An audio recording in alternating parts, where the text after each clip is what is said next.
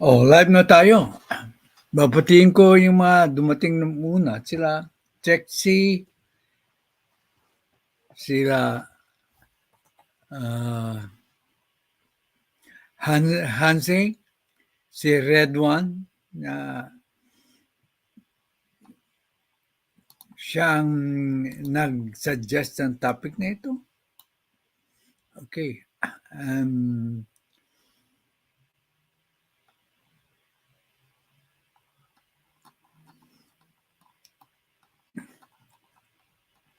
Nag-live ako kasi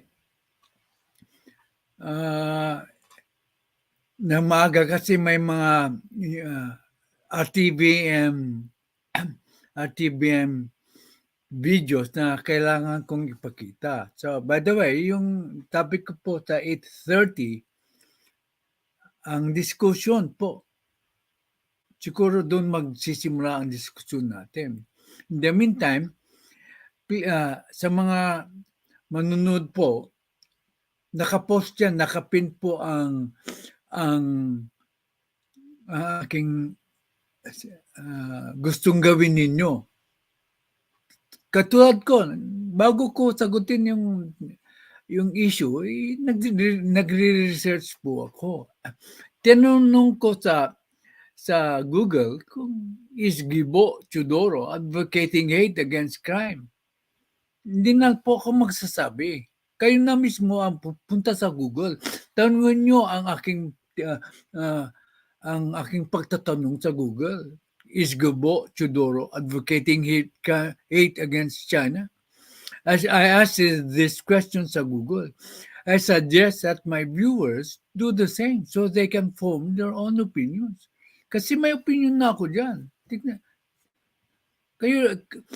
Tignan nyo kung may mahanap kayong hate speech ni Gibo Teodoro against China. So much for that. Later on na tayo magdi-discuss. Represent po tayo ng video about the president. Okay?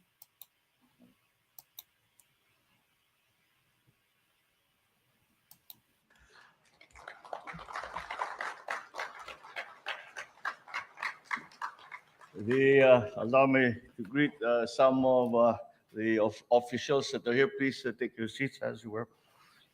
Executive Secretary Lucas Bersamin, the National Defense Secretary Gilbert Teodoro, the other members of the cabinet present, the AFP Chief of Staff, General Romeo Browner Jr., and the major service commanders, the newly promoted officers of the Armed Forces of the Philippines, fellow workers in government, distinguished guests, ladies and gentlemen, and of course, I should add, the families of our newly promoted officers.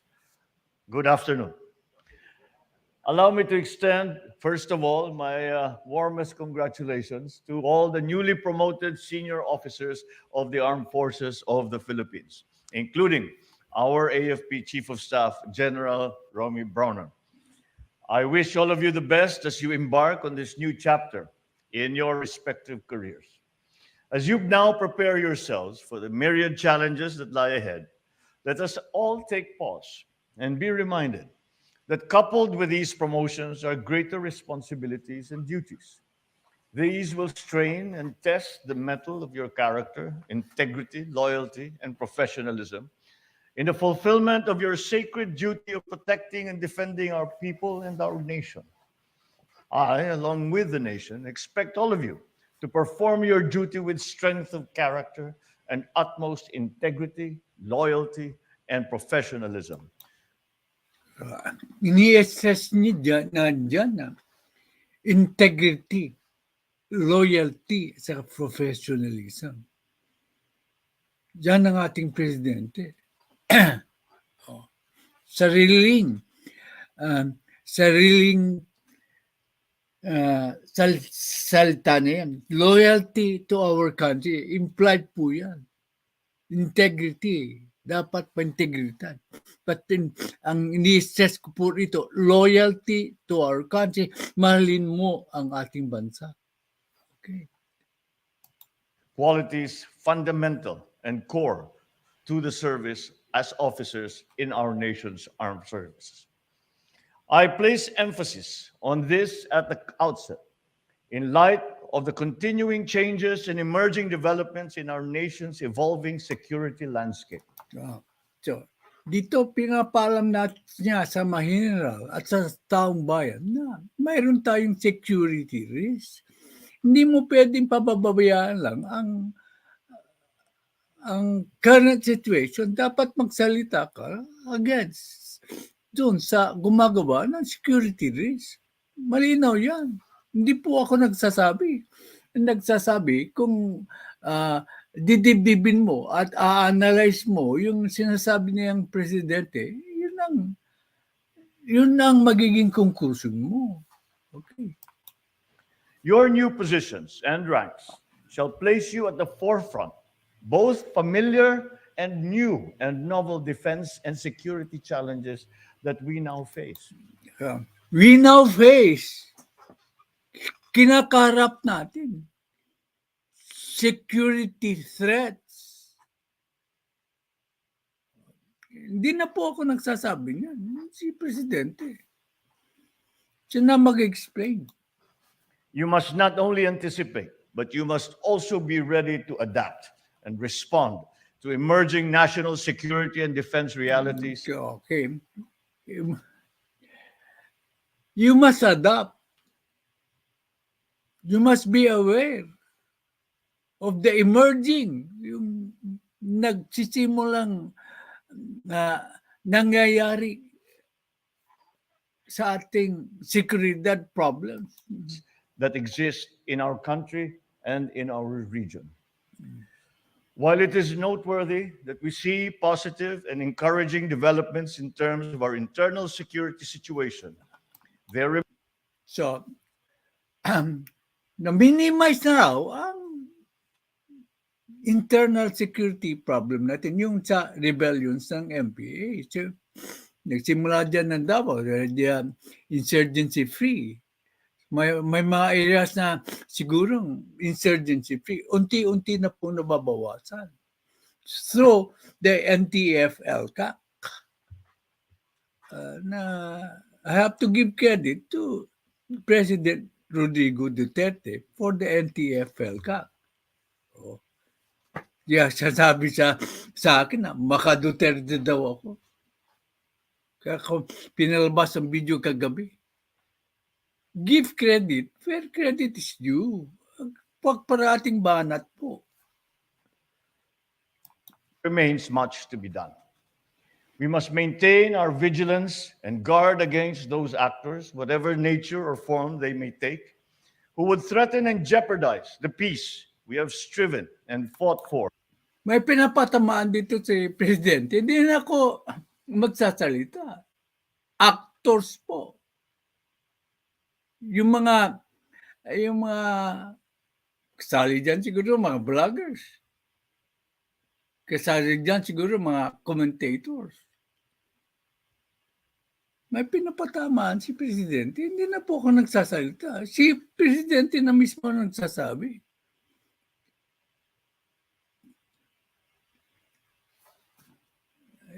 Kasi kung ako magsasalita, hindi kayo maniwala sa akin. All these many years. So I enjoin you to help ensure that the communities once beset by conflict are benefiting and continue to benefit from the gains of peace and our numerous development interventions. For the progress of our nation and the welfare of our people are underpinned by the peace and the stability, the security of our communities. As the new leaders of our AFP, you are expected to help ensure that the armed forces will be more agile, flexible, and responsive to better address emerging issues confronting our nation. We must be ready. Our armed forces must be capable of securing and defending the archipelago from emerging threats. Ayan. The AFP must be ready. in defending our archipelago. Hindi na po ako nagsasalita, si Presidente. I urge you to further enhance joint planning and operations to ensure interoperability across all AFP units and platforms. Sustain and foster greater collaboration with other government agencies and civil society groups, harnessing their respective knowledge, specializations, and technical expertise in coming up with innovative, effective, efficient solutions to the challenges that stand in the way of achieving peace and unity. As I acknowledge your well deserved promotions and patriotic service, I also express my gratitude on behalf of our people and the nation to your families and loved ones who have shared the burden of your service. I am grateful for their selflessness and sacrifice to support you in your career and the performance of your duty for the Philippines. Be assured of this administration's unshakable commitment to their protection and their welfare, just as we in turn commit to ensure that all of you are provided with the necessary tools to perform your tasks and duties in the fulfillment of your service to our nation and our people. Join me now and our nation as we together march forward in unison towards that future that is filled with hope and pride and unbound opportunities for all Filipinos. Once again, congratulations to the newly promoted generals and flag officers of our armed forces. Mabuhay ang sandatahang lakas ng Pilipinas. Mabuhay ang bagong Pilipinas. Maraming salamat sa inyong lahat at magandang hapon po sa inyo. Thank Okay.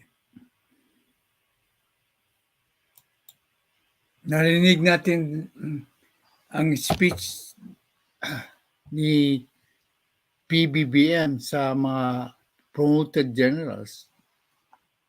Narinig natin ang pagsabi niya na patuloy ng mga bagong general na ito na protektahan ang ating territory. Hi Winsel, hi The Warrior, salamat sa inyong pagbisita. Okay. So, isa pang speech ng ating presidente bago talakayan.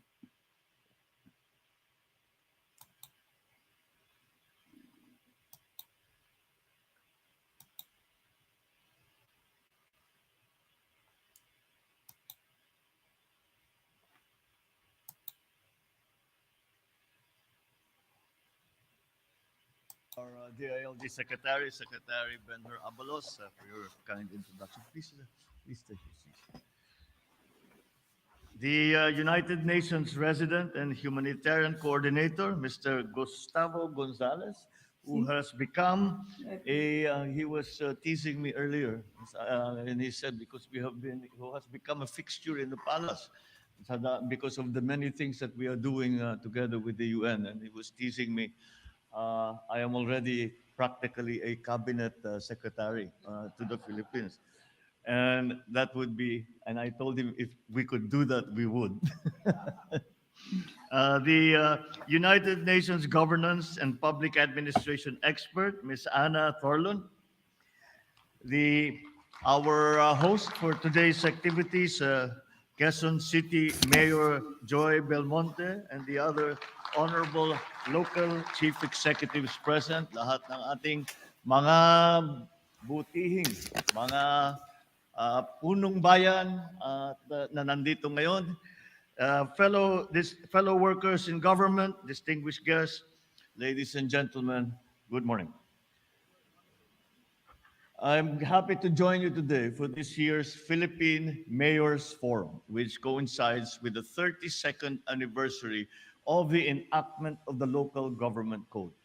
I think it is very significant, the fact that we are celebrating also the Local Government Code, which gave autonomy to local government.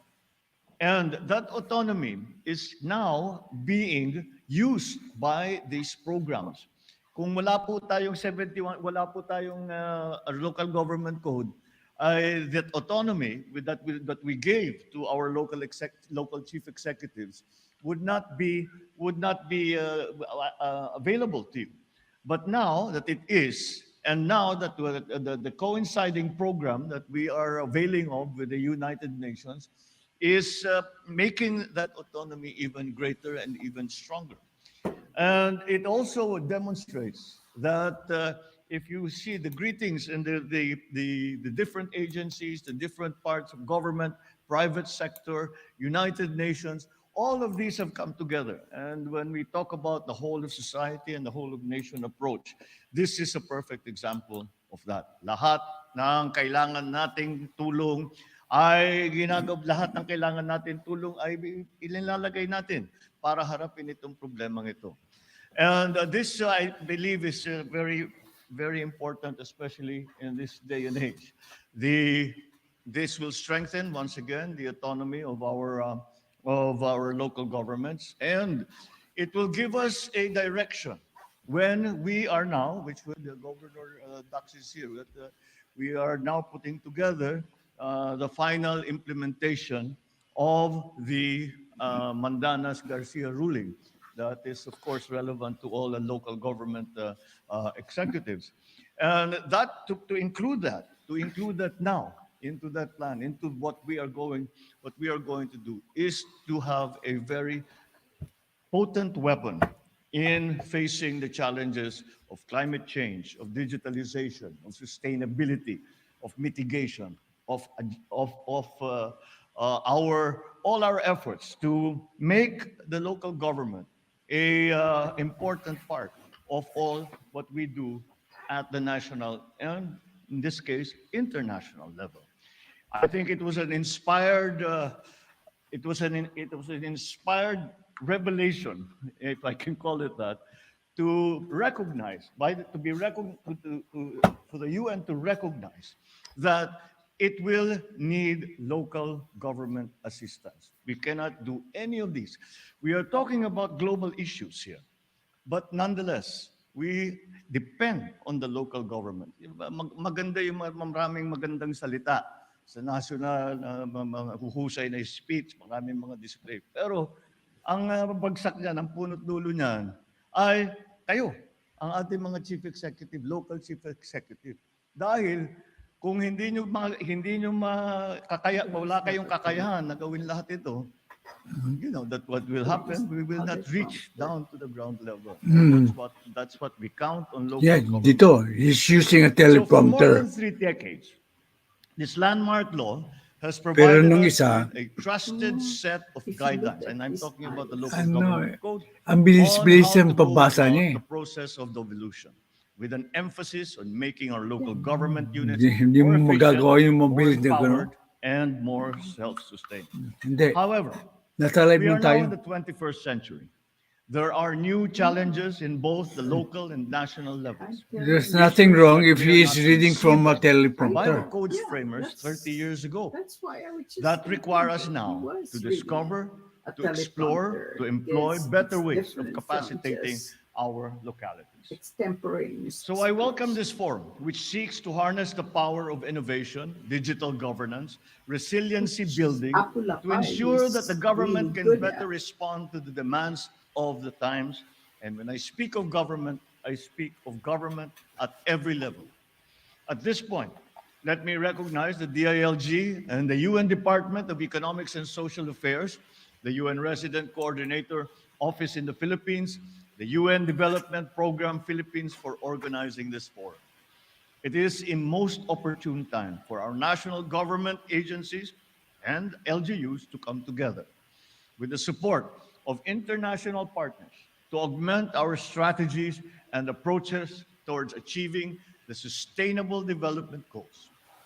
This gathering also reaffirms this administration's commitment to making our government more transparent, more responsive, and accessible to our public.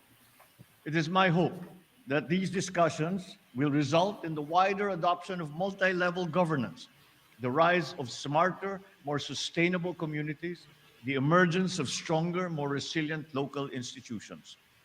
So let me challenge our mayors to not only make the most out of this forum, let us make good use of this forum. It is going to be a very effective multiplier in terms of the efforts that we bring. And the support that the United Nations brings now to this effort is going to be will accelerate that, and will accelerate the capacity building of our local governments. Sa palagay ko, dapat ganyan ang tingin natin. How do we make full use of this UN program? And the way to make full use of this UN program, in my view, is that we take full advantage of the knowledge, of the training, of the experience that the UN has gained, not only in the Philippines, but all around the world, and apply it to our own constituencies. And we capacitate ourselves, make ourselves more competent, make ourselves more knowledgeable, make ourselves more learned when it comes to all of the problems that we are now facing. And that way, we are able to achieve more. So we must also explore international partnerships such as that with your counterparts, not only in the Philippines, but in other countries. And that way, we will learn the best practices in improving public service delivery. I assure you, the mayors that this administration will remain your leading partner in enhancing your capacities to achieve our sustainable development goals sa ambisyon natin 2040. May I just inform the body that both our mayors and the subject of local governments are close to my heart, as I was not only a governor, I was a congressman, which although tawag sa amin ay national officer, ang constituency ng congressman is local. So I was that for many years. And furthermore, because of that experience, I was the chairman of the Senate Committee on Local Government. And so this is very close to my heart. And that is why I understand the importance of what we are doing here today. I understand how this will help our mayors, all our local communities, how we will bring we will breathe new life into this effort of sustainability, this effort of autonomy, this effort of capacitating our own organizations, our own provinces, our own cities, our own municipalities, to be able to face these are new challenges. Like I said earlier, though framers of the local government code did not 31 years ago, they did not have to think of all of these problems simply because they did not exist. But they do now. And that is our job. Yeah. Our job is to face Talagang magaling si those problems and find Presidente. solutions to make a better life. Direktor, magaling talaga si So together, Presidente. let us continue working hard to serve our nation, to give a better life to every Filipino, to prepare a better country for the next generations. Thank you, and I wish you all success in these endeavors. Okay. One more. This time, image lang.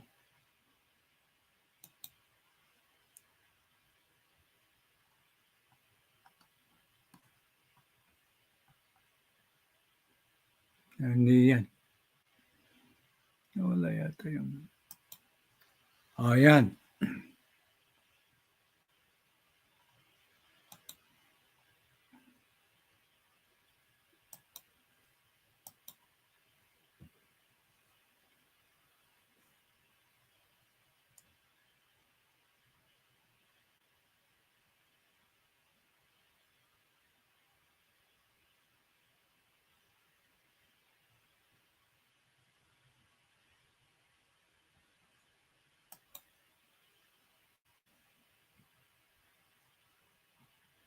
Hindi ko makita yung inilabutin.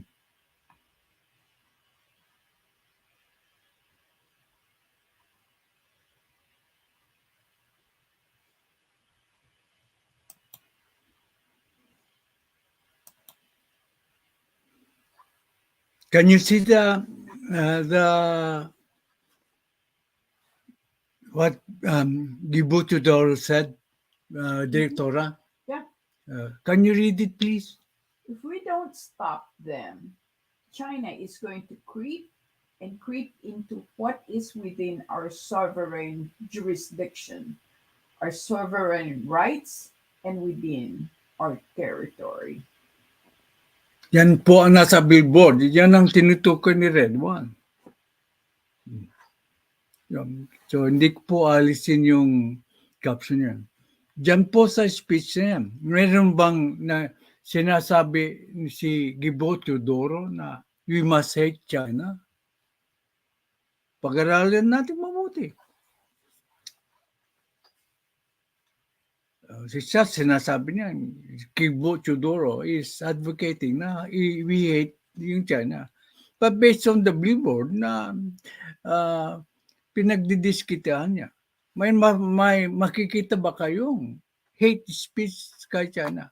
Except for the fact that it is a reality na if we don't stop China, China is going to creep and creep into what is within our sovereign jurisdiction and our sovereign rights and within our territory. Di ba tama naman siya? Ngayon, ngayon po, bakit pinalabas si Sass na chairman pala si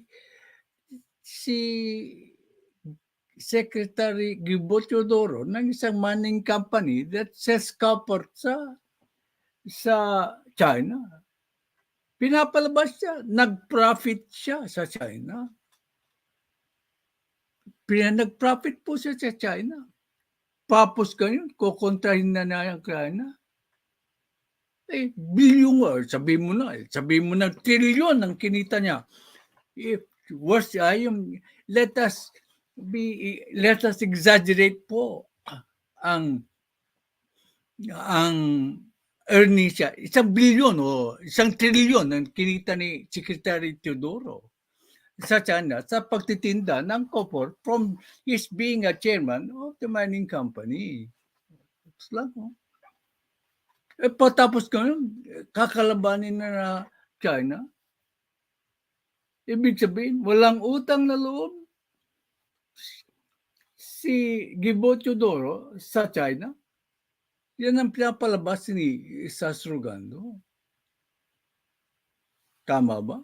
Tama ba si Sass? Kasi basahin natin ang comment po ng magaling kong analista.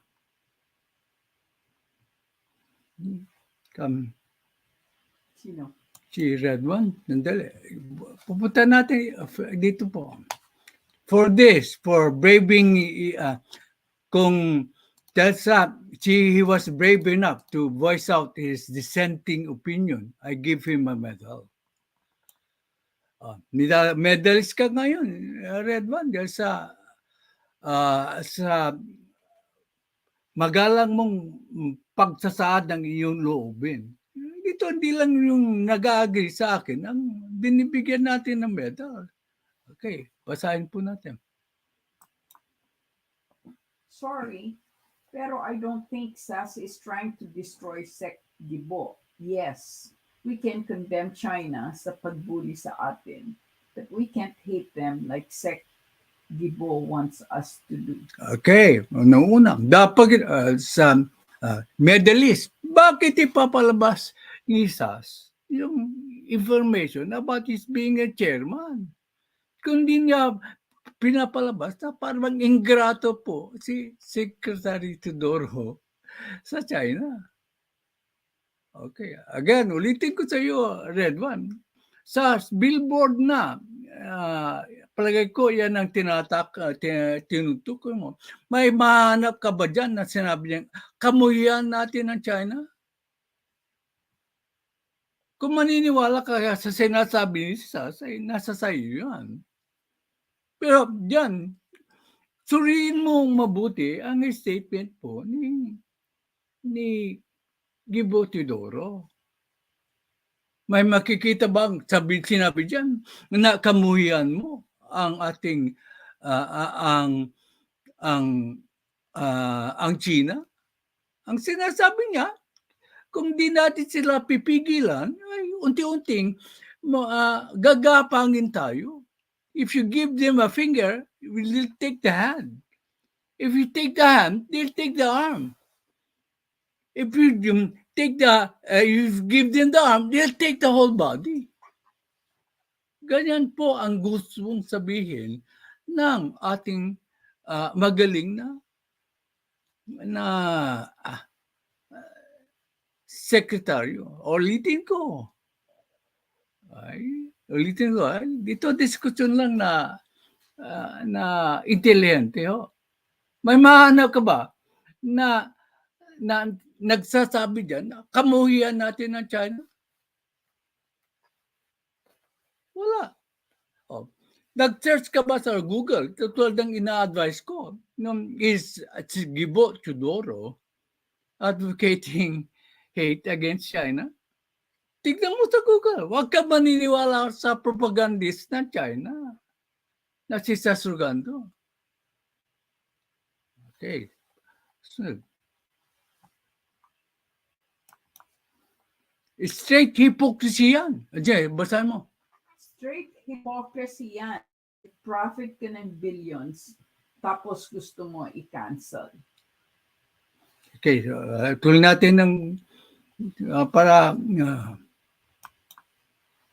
ang hirap nito if maging critical ka with some issue about a South China Sea, itatag ka na pro-China. okay. Hindi yun. Pwede magiging criticize. Pero huwag kang maging pro-China. Kasi ginagawa niya is defending China by making some issues. Salta naman siya. Hindi niya kinukundina ang ginawa ng China sa pagbabangga, sa pangharas. Kinukundina ba niya? Kinukundina pa niya. As far as yung sabi mo, hypocrisy. Straight hypocrisy po yan.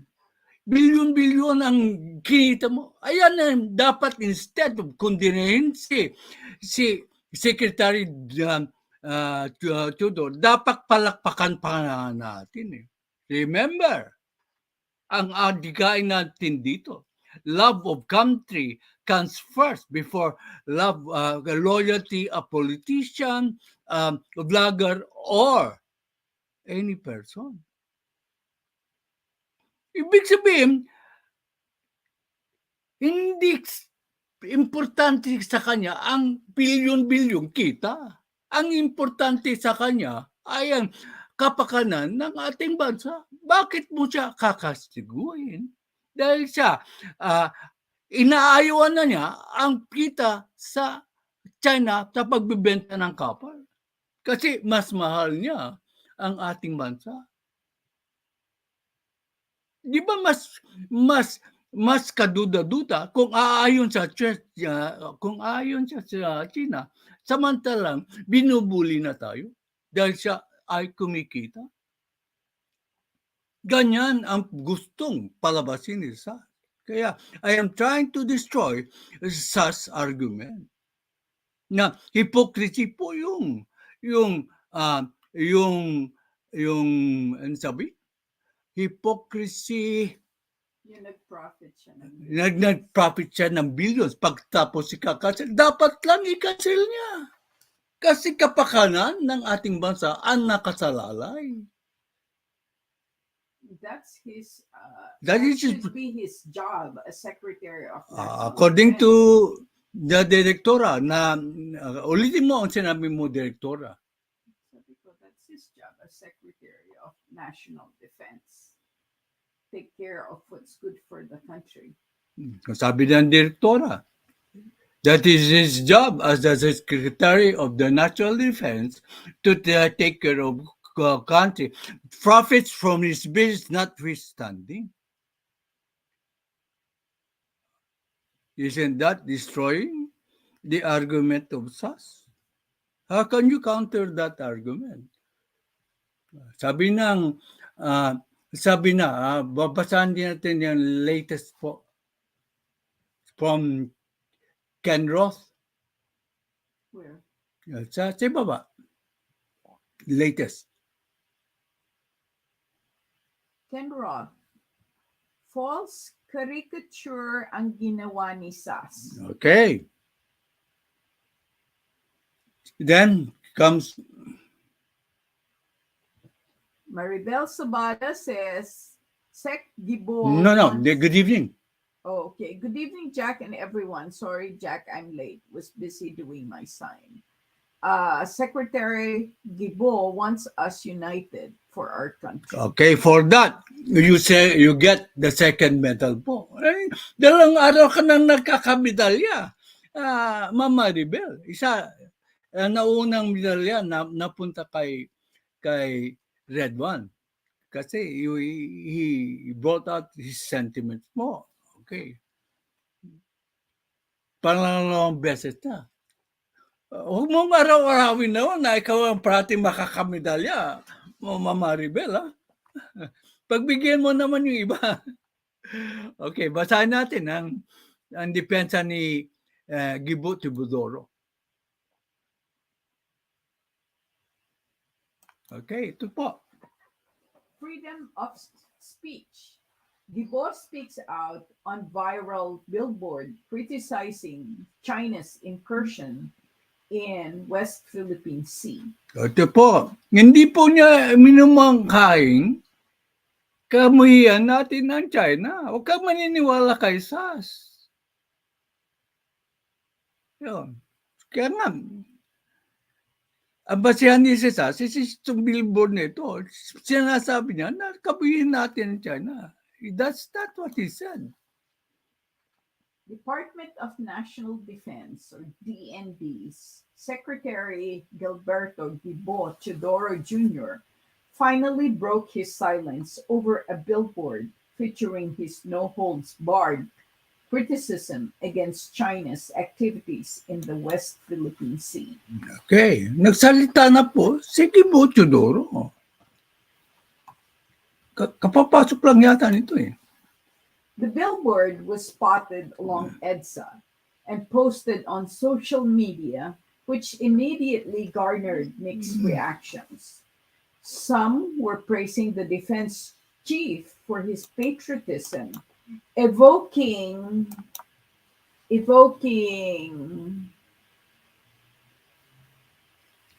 While others, what? in the instance, while others were all edging it, challenging it as a mere political strategy from the flame for his senatorial bid in 2025. Kaya ginawa daw ni Gibo dahil sa gusto niyang tumakbo sa 2025. Posible. Pero ginawa nga daw ba niya? Siya ba ang gumawa ng billboard niya? Posible na he is interested in being a senator in 2025. And to tell you the truth, I will vote for him if he runs for Senate in 2025. I am declaring myself to be a voter for si Gibo Teodoro. Ewan ko. Sorry. If you will not vote for Gibo Teodoro because you think he is a hypocrite. Dinibang ko na yan. Again, he is not a hypocrite. In fact, he should be praised by foregoing billions of kita in favor of our country. Okay. Dito po, intelligent discussion. Okay. The digital billboard showed a gigantic image of Teodoro and a quote pulled out from one of his media interviews stating, "If we don't stop them, China is going to creep and creep into what is within our sovereign jurisdiction, our sovereign rights, and within our territory." The quote was also posted on the social media accounts of Teodoro, dated October 4. Okay. Basahin natin po ang sabi ng ating magiting na distinguished lady. Maribel C. Sabala says, Jack, I will gladly leave being a loyalist for my country. Only God can stop me going against anyone who is pro-China. Me too, Jack. Okay. Right.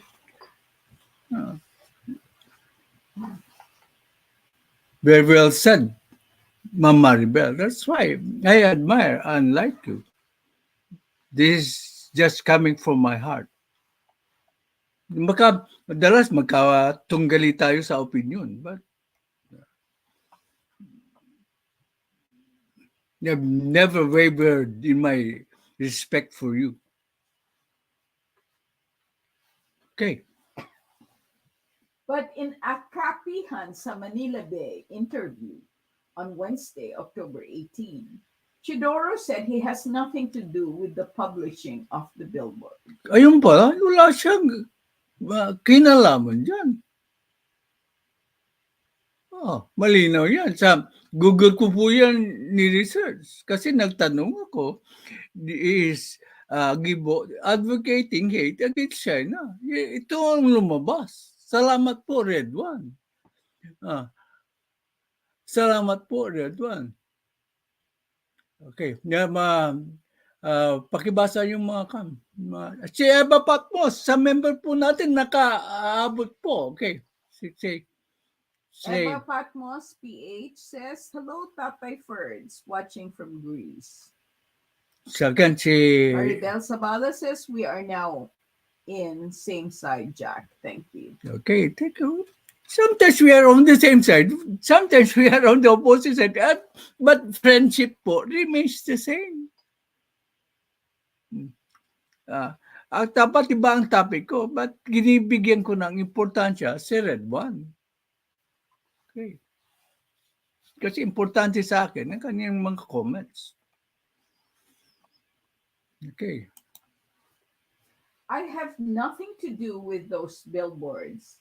I did that statement during a TV interview, and one of our supporters, who is a Filipino Chinese, by the way, found it resonant and started posting it on electronic billboards out of a sense of civic duty, I suppose. So I have had no conversations with him, Teodoro explained. Ganito pala ang nangyari. In-interview siya. Samba? Interview siya sa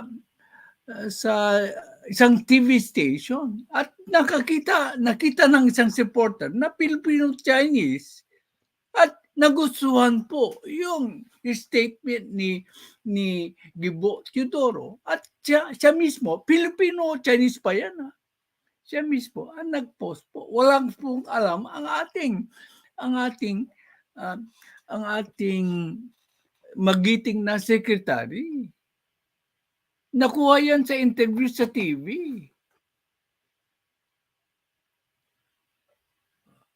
He is not advocating po to the Filipino people to hate China. He is just advocating that we must stop China from slowly creep into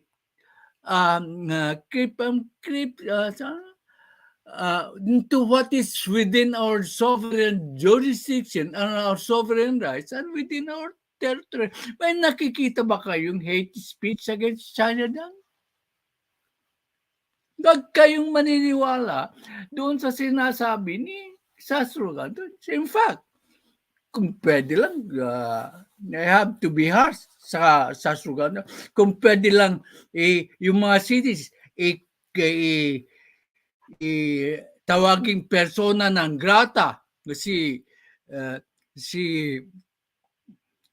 Sass dahil sa kanyang mga ginagawa na pagbibigay ng mga propaganda for the Chinese. Halata naman eh. Tulad ba yung ginawa ng ibang city kay Luca? What is that? Yan, si persona ng grata si Luca sa ibang cities. Did you say na si Sass Rogando gets funds from China? No. Oh, no? So he doesn't? Ah, Or, ah, I mean, she doesn't? he's an scholar sa China. Oh, she's a scholar. Okay. So maybe part of that is, well, she's got an agenda then to Yeah. speak pro-China every time Ah, she has the opportunity. o kung nakisaw na si Direktora because she feels siguro na this is an issue close to her heart.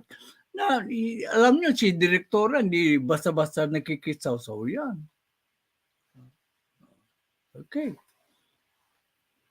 Well, Kung not pwede in lang. terms of politics, but in terms of human relations and human Okay. Sabi niya. personalities, I do have some insights. Nonetheless, Teodoro says he sees nothing wrong with his remarks as he reiterated that it is part of his duty to defend the nation against China's incursion. Ngayon ko and lang the nakita yung publishing of statement. the Tumama billboard. si Direktora. Yung comment niya. Hindi ngayon ko lang nakita yung bumbuo. Kasi kaka-releases ko. Ang galing talaga ni Direktora. Sabi niya, anong sabi mo? It is his duty. It is his job. It is his job. Oh. Nonetheless, basahin mo nga ulit. Hindi ko. Nonetheless, Teodoro says he sees nothing wrong with his remarks as he reiterated that it is part of his duty to defend the nation against China's incursion and the publishing of the billboard along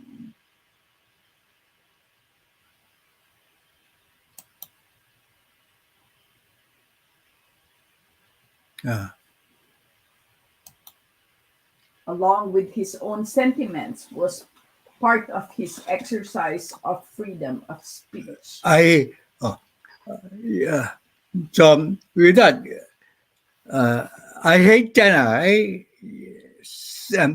Before the billboard was published, Maribel Sabara already said she hates China. That is her sentiment. Dito tayo medyo magkakaiba ng pananaw. I don't hate China, but I want to stop them from their incursion sa ating territorio. You are entitled to your opinion, Miss Maribel. I respect you. Let's not discuss this. Okay. You are open to air your opinions. Okay. Thank you, Maribel, for being honest and frank. There's nothing wrong with your statement. That is your opinion. I don't share that opinion. I don't hate China. I hate what they are doing. Baka ang gusto mong sabihin they hate you hate what they are doing. But I per se don't hate China. They are a friend, although they are a bullying friend. Okay, that goes for the first topic. Ito, lahat na ay straight news. So, kung wala na pong magko-comment, straight news na po ito. Kasi nakita na natin ang speech ng ating presidente. Okay.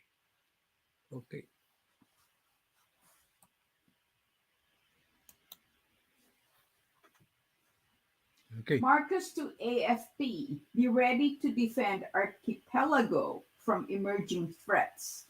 By Ana Felicia Bajo, GMA Integrated News. Marcus made the remark during the oath-taking of the Philippine military's newly promoted general. As the new leaders of our AFP, you are expected to help ensure that the armed forces will be more agile, flexible, and ready.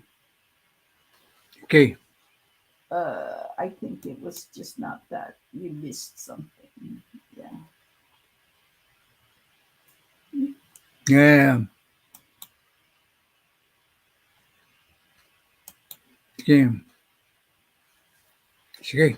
Our armed forces must be capable of securing and defending the archipelago from emerging threats, emphasized Marcos. The president called on the AFP officials to further enhance joint planning and operations to ensure interoperability across all AFP units and platforms. Excuse me. Sustain and foster greater collaboration with other government agencies and civil society groups, harnessing their respective knowledge, specializations, and technical expertise in coming up with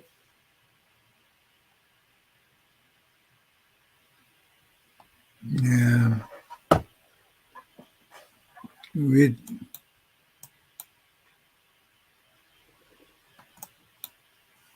innovative, effective, efficient solutions to the challenges that stand in the way of achieving peace and unity, the president said.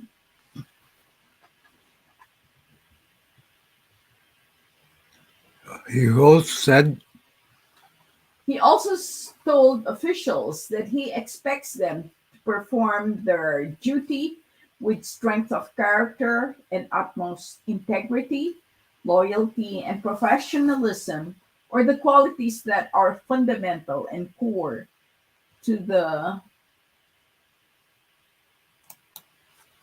service as officers in this nation's armed service. I place emphasis on this at the outset in light of the continuing changes and emerging developments in our nation's evolving security landscape. Your new positions and ranks shall place you at the at forefront. the forefront, both familiar and new and novel defense and security challenges that we now face, Marcus said. Okay, basahin natin yung Okay, Lily Ragasa is here saying good morning, Tatay Jack Fords and Mrs. Fords. Maribel Sabala says, who needs a friend if a friend is like China? Sorry, Jack, I have this temperament. alam ko ang temperament nyo, Mama Bel. 15, Virgilio Villanueva says 15 to like 51 minutes late. Good evening here in Pinas. Hindi ka masyadong late kasi yung first 35 minutes ay puro yung videos about PBBM. Okay, dito po marangal ang diskusyon natin. Mayroon pa tayong ebidensya to back up our arguments po. Hindi po tayo kanya-kanya nagbibigay lang ng opinion. Ito dapat mayroong ebidensya. Hindi mo dapat tanungin sa mga viewers mo kung anong dapat mong i-opinion. Where did that come from? Okay.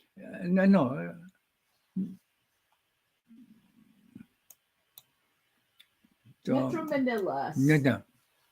DND chief ignores China's rebuke of U.S. interference in SCS territorial dispute. Okay, kapapasok lang to.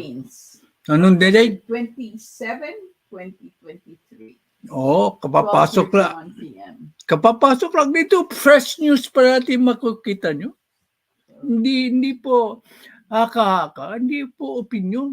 Kadalasan, fresh news. Sayang mga bumabatikas po sa akin, I advise you po, umulit kayo sa previous LS ko, what kind of lawyers are you?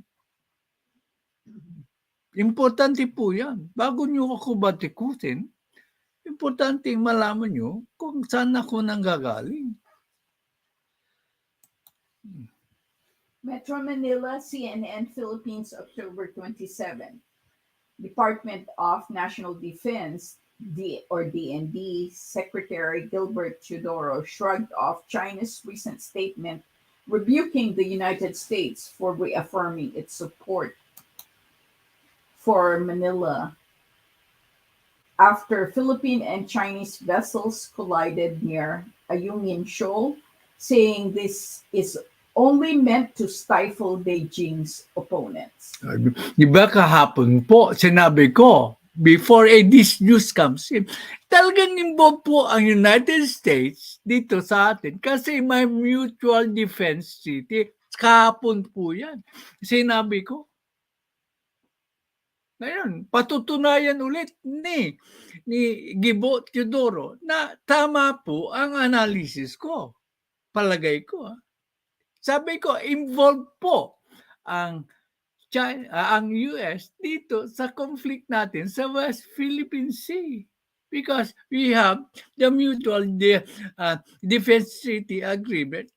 Inililihis ni Sass at saka China na purely Philippine-China conflict lang ito. Tama po ang aking analysis. Hindi. Analysis po ang pinagtatalunan natin, ang pinaglalabanan natin. Tama po ba ang analysis ko kahapon? Tingnan natin po.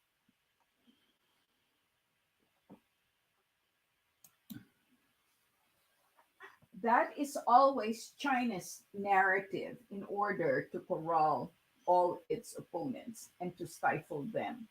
The whole world knows the dangers of entering into the trap of this narrative. So I will disregard that statement.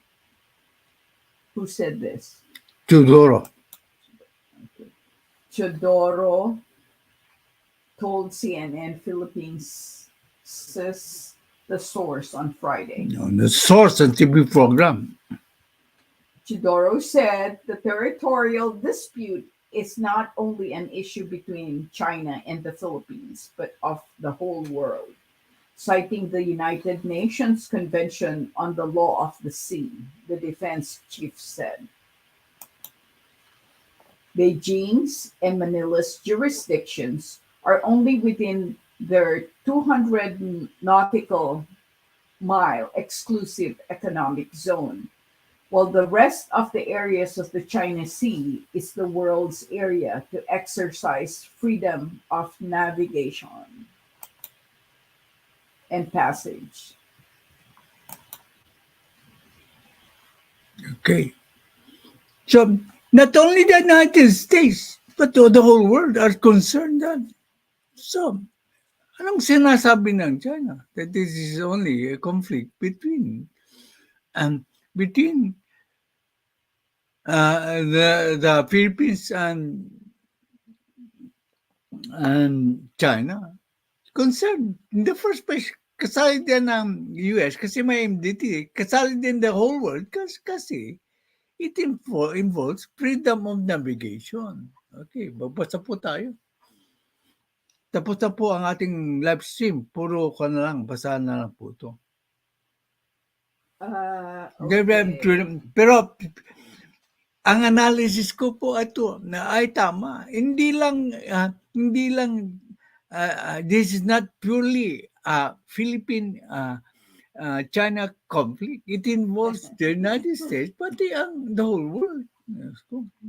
Okay, Virgilio Villanueva says, Sir Tatay Jack, yung mga ayaw sa China, baka nakalimutan nila na God made everything and now everything is made in China.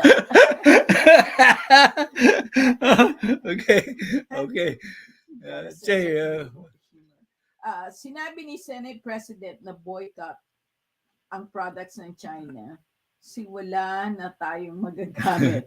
Tama ka yan. Gamit sa kaululan yan. In China. Hindi lang sa Pilipinas, kundi dito rin sa US. Kaululan yan sa boycott. Okay.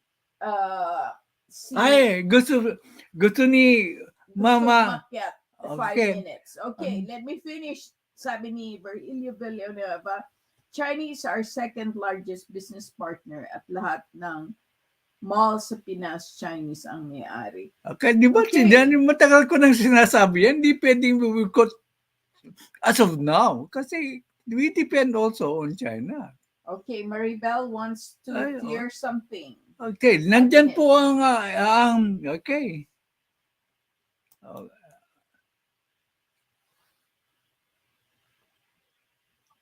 Maybe put up the link again. nandito na.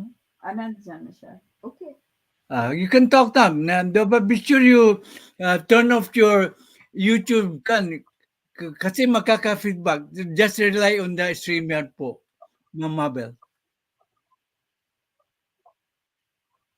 Yung YouTube channel nyo, patayin nyo. You can Okay, it's off. all right na po. Can you hear me? Yes, very loud and clear. Good morning po, Mama Bel. Good morning. I can finish 5 cigarettes one after the other because I'm trembling. Jack, I'll tell you something. 6 or 7 months ago, I saw uh, FRD in Panelo in SMNI program. And then what's this? Panelo said he was referring that the former president said, "Friends to all, enemies to none." You know what the former president answered him? That's not what I said. That is what you said. See? So that's not what he said. He told it in what's this in a program, and he told Panelo, that's not my saying. That's what you said. So now what now? What now? Because he did not accept that he said that. And to answer Virgilio, God made even the demons. He made everything. And he gave us the free will to choose between good and evil. And then if the Senate says, don't buy China, made in China, for me, that's nonsense. You don't make that, what's this reason? I just hate China because how can you be friends with somebody who bullies you? You know, me, when somebody does a bad thing to me, I'll never trust him again. That's What it. did you say? If somebody did something wrong to you, you will not trust that friend or again? I may be friends, but I will not trust him because he has Ah, already ah, done how, something uh, bad to.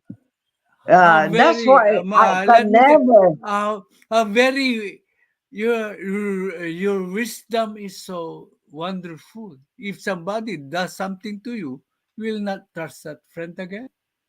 Never, because I Mhm. will never do it to somebody.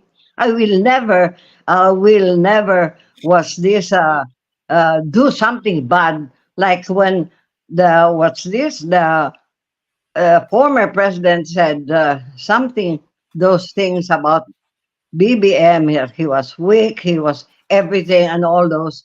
I I really said no. He's not a good guy. Even though you will put gold all over him, for me, he's a demon. He's a demon. I will never have a friend like that because Mhm. I have friends, Jack, that has lasted, even very rich friends, because I never take advantage. Mhm. I never take advantage. If I go with the very rich friends, I always tell them, I want to be the Maribel that you knew 50 years ago. Because if I tiptoe just to please you, then you are not my friend. That's a very good example. If you if If you are a true friend, express yourself. Do not try to Yes. force your views You, on them. yes, if you have a friend, you have, like Jack, I consider you a friend because I can say anything I want and we still be friends. Yeah, We very not, we good. might might not agree in some things, but we still are friends. And then Very I good. don't like to what's this to listen to those nonsense because made in China, mga, those are nonsense to me. The fact is that they bullied us in the WPS. Nako, it's good thing that Gibo doesn't have my temperament. Like, put me there. Put me there, Gusto. Ay, naku. Maybe because I have a Spanish blood. Well, Ah, I ah, I take my hats off Gibo because I know even though he's mad, he's trying to control himself. I leave BBM because he's such a nice guy. But those who have temper, we cannot hold it. We have to express it. I really, really hate China. But then Jose Marichan is from Iloilo.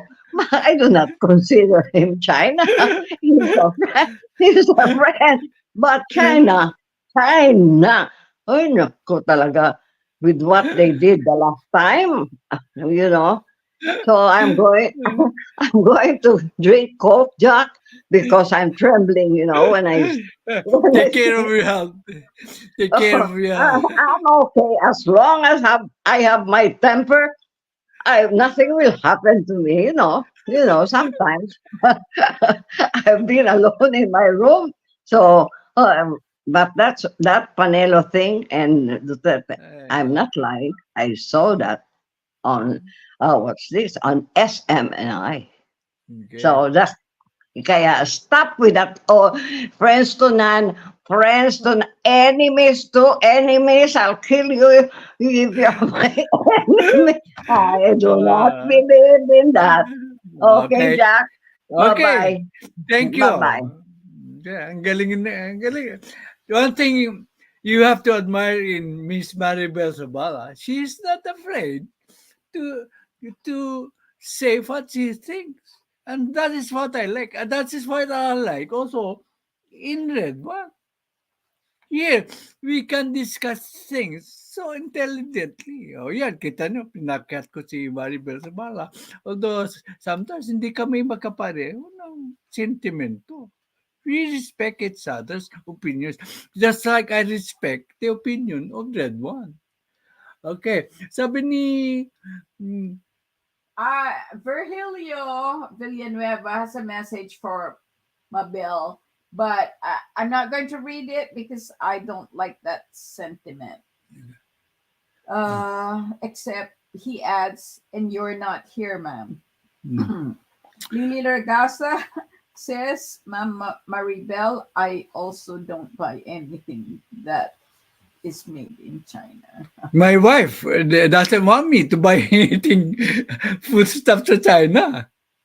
We share the same sentiments, but we cannot boycott all of China's products. Okay, Yeah, but so sometimes it cannot be avoided. Like, you cannot buy canned chestnuts, the uh because the only uh water chestnuts that are sold are all made in China. Can't find anything that's made ah, anywhere else. okay. So, ang ating direktora po ang nagko-control ng chat kaya hindi po ako. So, wala na pong I'll end na po ang live stream. Okay. Na-retract na ni okay. Okay. So, wag tayong mag-away-away dito. Wag tayong magpersonalan. Yung ang ating code of conduct po dito. Nandyan po sa Pilipinas, mali ka dito, Virilio. She's not here if ever anything happens here in the Yeah. Philippines. She's based in the Philippines. She's based in the Philippines po. Taga Bulacan po si Mama Maribel. So your statement, to correct you, is wrong also. Okay. Just to set things straight, for fairness kay Mama Maribel, she's there in the Philippines. She's based po sa Bulacan. Okay. So bye-bye everyone and thank you for attending this live stream. So to give you an update on the Dow, grabe, 151 points down ang Dow. Ibig sabihin, masamang balita para sa ekonomiya. Thank you very much. Again, I repeat, the Dow Jones is down 151 points. At dumating si Elsar. Oy, Elsar hindi pala mga. Okay. Si Virgilio Villanueva says, hindi ako nang-aaway, Sir Tatay Jack. Sorry for that. I thought she was based in the US. Yeah. Si dito sa channel natin, marunong umamin ng pagkakamali. Tulad ni Virilio. Hindi pinipilit. Yan ang gusto ko. Kaya hinangaan kita, Virilio. Kinig lang po. Patapos na po ako. So, The Warrior, sabi niya, ako, brief ko China, plato ko China, halos lahat made in China, pati mukha ko China. Joke po. Talaga. He continues, ayaw natin ng China pero bumibili tayo ng Peking galing China. Peace po. Okay. Maganda ang sayang nahuli ka. Bawal yun. Nabigyan ka sana ng medalya ngayon. Kaso dadala lang medalya ibibigay ko. So, napunta kay Red One, napunta kay Mama Bell po. So, bye-bye. Para makapanood kayo sa paborito nyong mga vloggers po. Okay. Thank you po sa pagtangkilik sa ating munting channel. Napapasalamat po ako sa inyo. Okay, where is it? Okay, and then stream.